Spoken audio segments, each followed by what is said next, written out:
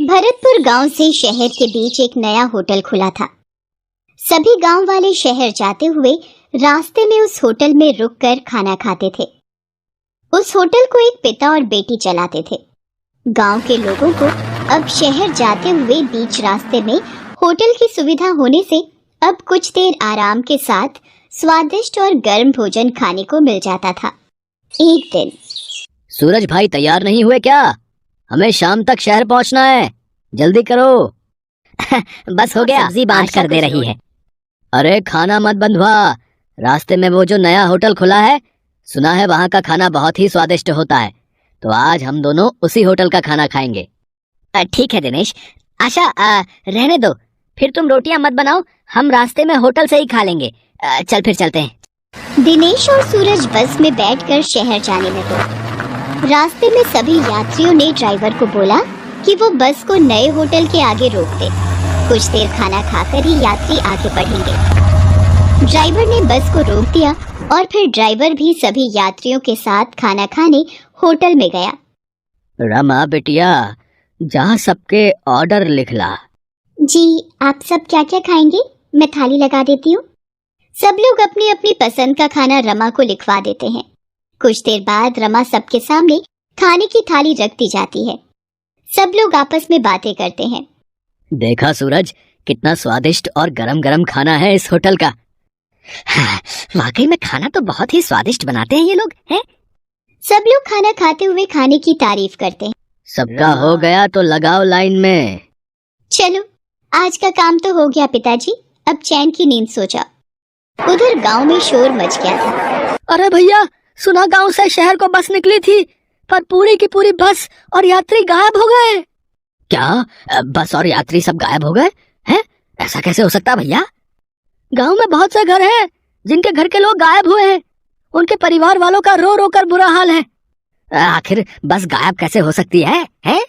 गांव से शहर को जाती बस गायब होने लगी थी। इस बात की खबर गांव के मुखिया चंद्र प्रकाश के कानों तक भी पहुंचती है। क्या? गांव से शहर को जाती बसें गायब हो रही हैं? ऐसा कैसे हो सकता है? मुखिया जी, गांव से शहर के रास्ते पर एक नया होटल खुला है, क्यों ना एक बार वहां चलकर पूछा जाए, शायद कुछ पता चल जाए।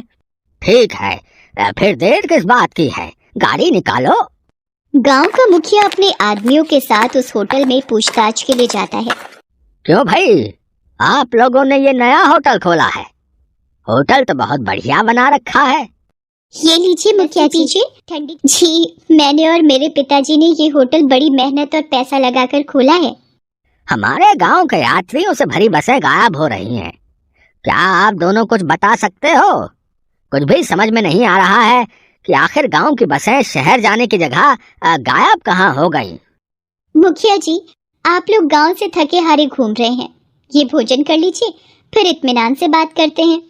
भोजन के लिए शुक्रिया। आ जाओ लड़कों, पहले खाना खा लो, फिर तलाश करते हैं। रमा बेटिया, काम हो गया। रमा किसी को भोजन दे और वो उसे ना खाए, नामुमकिन है पिताजी।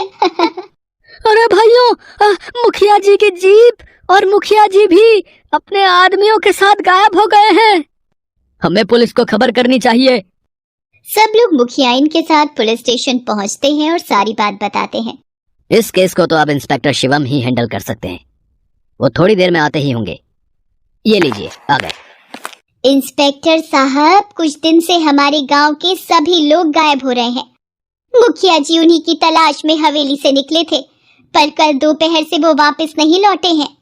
अब इसके लिए तो मुझे उसी रास्ते पर जाना होगा जहां पर वो आखिरी बार दिखाई दिए थे। इंस्पेक्टर साहब, उस रास्ते पर एक होटल है जो अभी नया नया खुला है। सुना है उस होटल को एक पिता और बेटी चलाते हैं। फिर तो एक बार उन दोनों से ही मिलना होगा। होटल का खाना हम भी चक्कर आते हैं। चौधराइन जी, आप इत्मीनान से घर जाइए और बेफिक्र रहिए। हम चौधरी साहब और गांव वालों को वापस लेकर ही लौटेंगे। चौधराइन गांव वालों के साथ घर चली जाती है। इंस्पेक्टर शिवम और इंस्पेक्टर मोहन होटल पहुंचते हैं। नमस्ते इंस्पेक्टर साहब, और क्या खाएंगे आप? कुछ बढ़िया सा अपने हाथ का बना खिला दीजिए।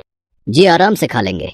वैसे आपको पता चल ही गया होगा कि भरतपुर गांव के लोग गायब हो रहे हैं और कल चौधरी साहब भी लापता हो गए। क्या आप बता सकती हैं कि ऐसा क्या हुआ है कि रोजाना लोग गायब हो रहे हैं। इंस्पेक्टर साहब, मैं और मेरे पिताजी इस होटल के सिवा कहीं नहीं जाते। हम सुबह से शाम इसी होटल पर रहते हैं। यात्री आते हैं और खाना खाकर अपनी राह चले जाते हैं। अब उनके साथ आगे जाकर क्या होता है, भला हमें क्या पता। रमा सही कह रही है इंस्पेक्टर साहब। हम दोनों बाप बेटी तो 2 वक्त की रोटी कमाने के लिए होटल को चलाकर गुजारा करते हैं। भला हमें उन सब के बारे में क्या पता होगा। मोहन, चलो फिर मैं भी सब लोगों से जानकारी ले लेते हैं। मोहन, मोहन, अब ये कहाँ चला गया? ये लड़की, इंस्पेक्टर मोहन कहाँ है? सीधी तरह बता दे वरना। इंस्पेक्टर साहब, मैं तो आपके सामने ही खड़ी हूँ। पिताजी भी सामने ही बैठे हैं। भला हमें क्या पता होगा कि इंस्पेक्टर मोहन कहाँ गए। हो सकता है उन्हें कोई जरूरी काम आ गया हो और वो वापस पुलिस स्टेशन चले गए हो। देखिए इंस्पेक्टर, आप बेवजह ही हम दोनों पर इल्जाम लगा रहे हैं। हम दोनों बाप बेटी ने किसी का क्या बिगाड़ा है? हमने एक होटल ही तो खोला है, जो देखो यहाँ पूछने चला आता है। अब क्या होटल खोलना भी गुनाह है? जरूर कोई गहरा राज है। ये दोनों बाप बेटी मेरे से छुपा रहे हैं। मुझे इन पर नजर रखनी होगी, पर अभी मेरा यहाँ से जाना ही ठीक होगा। शिवम, हो सकता है मेरी भूल हो। मैं एक बार पुलिस स्टेशन जाकर देखता हूँ। इंस्पेक्टर शिवम बहाना बनाकर होटल से बाहर आ जाता है। वो मामले की तह तक पहुंचना चाहता था, इसलिए वो दोनों पिता और बेटी के बारे में तहकीकात के लिए जुट जाता है। इंस्पेक्टर शिवम आसपास के सभी गांव में जाकर उन बाप बेटी के लिए तहकीकात करता है कि कहीं से उसे सबूत मिल जाए। बिना सबूत के वो उन दोनों को गिरफ्तार नहीं कर सकता था। इंस्पेक्टर शिवम ने बहाने से उन बाप बेटी की फोटो खींच ली थी और वो आसपास के सभी गांव में उनके बारे में पूछता है।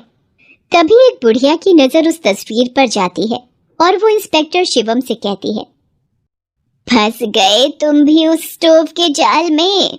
ये दोनों बाप बेटी बहुत चालाक हैं, सबको उसमें बंद कर देंगे। मैं कुछ समझा नहीं अम्मा, आप क्या कहना चाहती हो? स्टोव में बंद कर देंगे? ये दोनों बाप बेटी बहुत शैतान जादूगर हैं। इनके पास एक जादुई तेल का स्टोव है। मेरे पति जादूगर थे। रमा नाम की इस लड़की ने मेरे पति से जादुई विद्या सीखी थी। मेरे पति स्टोव को जादू दिखाने के लिए इस्तेमाल करते थे, पर रमा ने धोखे से उन्हें मारकर स्टोव हासिल कर लिया और दोनों बाप बेटी स्टोव को गलत प्रयोग में लाने लगे। जो भी इनके होटल पर खाना खाता है वो उस जादुई तेल के स्टोव में कैद हो जाता है। फिर ये स्टोव उन कैद हुए लोगों के बदले में इन दोनों बाप बेटी को सोने के सिक्के देता है। जादुई तेल के स्टोव की शक्तियों को कैसे खत्म किया जा सकता है? कोई तो तरीका होगा। हाँ, स्टोव की शक्तियां खत्म करने का एक ही तरीका है। दोनों बाप बेटी को स्टोव में कैद करना होगा और फिर उस तेल के स्टोव को हमेशा के लिए तभी कैद हुए सब लोग वापस बाहर आ जाएंगे।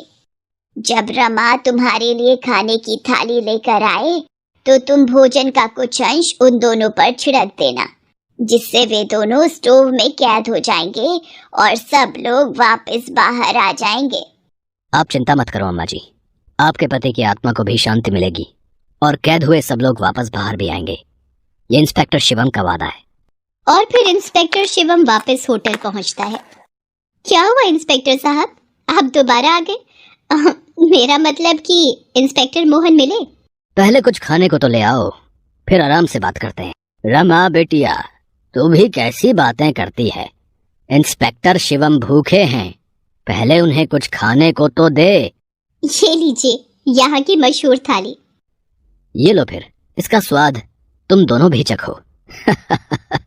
नहीं, ये क्या कर दिया? नहीं। रमा और उसका पिता स्टोव में कैद हो जाते हैं और भरतपुर के चौधरी साहब और सारे लोग एक एक करके स्टोव से बाहर आने लगते हैं। साथ ही साथ मोहन भी उस जादुई तेल के स्टोव से बाहर आ जाता है। रमा और उसका पिता स्टोव में से चिल्लाते रहते हैं। सब मिलकर उस स्टोव को आग में जला देते हैं और वो स्टोव भस्म हो जाता है। इंस्पेक्टर शिवम के अलावा ये केस कोई और सुलझा ही नहीं सकता था। मुखिया, आपका बहुत बहुत धन्यवाद इंस्पेक्टर शिवम। आज आपकी वजह से हमारा पूरा गांव बच गया, वरना ये दोनों बाप बेटी सभी गांव वालों को स्टोव में कैद कर देते। मुखिया जी, जिस दिन मैंने ये वर्दी पहनी थी उसी दिन शपथ ली थी कि कोई भी मुजरिम मेरे हाथों से नहीं बचेगा। और फिर सभी लोगों के परिवार वाले अपने घर वालों को सही सलामत वापस लौटा देख बहुत खुश होते हैं।